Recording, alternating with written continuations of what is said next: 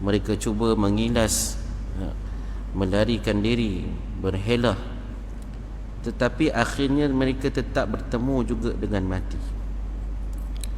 Ada manusia ni mati sebelum dia ni mati lagi iaitu mereka ini tidak mahu mati, tidak bersedia dengan mati, dan tidak membuat apa-apa bekalan pun untuk berhadapan dengan kematian. Orang yang begini adalah dia ni jasadnya hidup, tetapi dari segi iman dan akidahnya mati.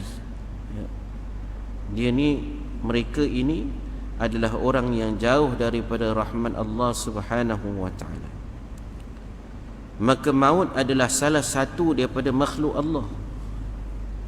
Semua perkara ni, semua yang ada, sebutlah apa pun, semuanya makhluk Allah.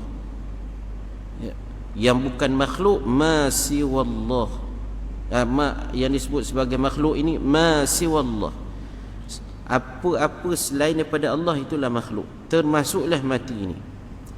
Sebagaimana firman Allah Subhanahu wa ta'ala yang berbunyi, Tabarakalladzi biyadihil mulk wa huwa ala kulli syai'in qadir, alladzi khalaqal mauta wal hayata liyabluwakum ayyukum ahsanu amala wa huwal azizul ghafur. Maha suci Allah yang di tangannya segala kerajaan. Dia berkuasa ke atas segala sesuatu. Dialah yakni Allah menjadikan hidup dan juga menjadikan mati, supaya dia menguji kita, menguji kamu. Siapa di antara kamu yang lebih baik amalannya, dan Allah lah yang maha perkasa lagi maha pengampun. Surah Al-Mulk. Maka ketika mana Rasulullah sallallahu alaihi wasallam diutuskan kepada Arab jahiliyah dulu, tuan-tuan, ada dua perkara yang Nabi selalu bawa, dan itulah yang menjadi dakwah Rasulullah sallallahu alaihi wasallam. Yang pertama ketika mana di Mekah, pertamanya mengajak manusia untuk sembah Allah Subhanahu wa ta'ala, daripada menyembah berhala-berhala. Dan dakwah itu sebenarnya sampai ke hari ini masih lagi. Yang mana belum menyembah Allah Subhanahu wa ta'ala, sepatutnya kita mengajak mereka. Tetapi malangnya, kerja mengajak manusia menyembah Allah Ta'ala ni sudah disabkan, disubkontrakkan kepada orang yang hanya terlibat dengan kerja dakwah saja. Seolah-olah kita ni, yang kerja kita sebagai petani, ada sebagai pegawai, ada sebagai ni, tak terlibat langsung mengajak manusia kepada menyembah Allah Ta'ala. Ini satu perkara yang paling silap. Kesilapan manusia pada hari ini, umat Islam pada hari ini, tuan-tuan, adalah dia berasakan bahawa mengajak manusia untuk sembah Allah Ta'ala ni hanya kepada ustaz, guru, jabat agama. Ini ilmu, kepahaman yang paling salah dalam kepala dia pada hari ini. Kalau kita lihat Rasulullah SAW, para sahabat, Sayyidina Abu Bakar, Sayyidina Umar, Sayyidina Uthman, mereka ni bukannya ustaz, mereka ni orang apa ni, peniaga. Mereka ni peniaga.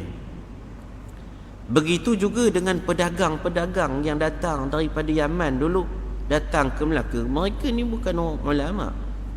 Adalah sebahagiannya, tapi kebanyakannya tu peniaga. Mereka tak pandai nak bercakap, tapi mereka mengajak manusia ini dengan dipanggil da'watul hal, dengan kepribadian mereka, dengan cara mereka.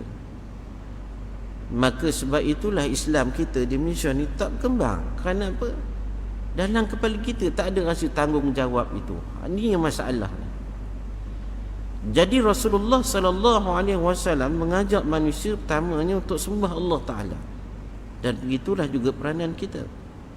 Dan yang keduanya, Rasulullah sallallahu alaihi wasallam mengingatkan kepada kaum musyrikin Mekah bahawa selepas mati ini ada satu lagi kehidupan yang kekal abadi, yang dinamakan akhirat. Bila kita nak jumpa akhirat ni tuan-tuan, kalau kita tanyalah pagi ni, agak-agak siapa nak jawab? Bila kita jumpa akhirat? Pakat tunduk semualah ya tak, siapa nak jawab? Akhirat ni kita nak jumpa, tiap-tiap orang ada tarikh masing-masing. Kita ni ya, tiap-tiap orang termasuklah saya ya, tak kiralah berapa usia dia pun ya, kita tak tahu, tapi tarikhnya dah ada bila dia masing-masing punya. Kalaulah Syalan kata Allah Ta'ala tarik kita sekarang, agak-agak selamat tak kita tuan-tuan ya? Agak-agaklah selamat. Kalau tengah waktu sekarang ni, alhamdulillah lah ya, tempat yang baik. Kita bimbang tuan-tuan ya, wal'iyadzu billah ya, wal'iyadzu billah, wal'iyadzu billah. Kita ditarik di tempat yang kita pun tak suka, orang lain pun tak suka. Jadi tuan-tuan kasih oleh Allah, kita minta berlindung daripada Allah Subhanahu wa taala dengan begitu, tempat-tempat yang begitu. Maka dengan kematian ini tuan-tuan, walaupun kita tak suka sebut, walaupun kita tak pernah fikir, ada yang fikir tapi ramai yang tak fikir, ramai yang lebih memikirkan kehidupan dunia yang sedap, yang sekejap ini aja ya, tidur yang sekejap, makan yang kenyang itu sekejap ya, berjalan ke sana ke sini dapat melihat pemandangan tapi tak boleh nak bawa balik ya. Maka hakikatnya kena hati-hati. Kerana apa? Kita bimbang ketika itu Allah Ta'ala menarik kita dalam keadaan kita lupa pada Allah Subhanahu wa ta'ala.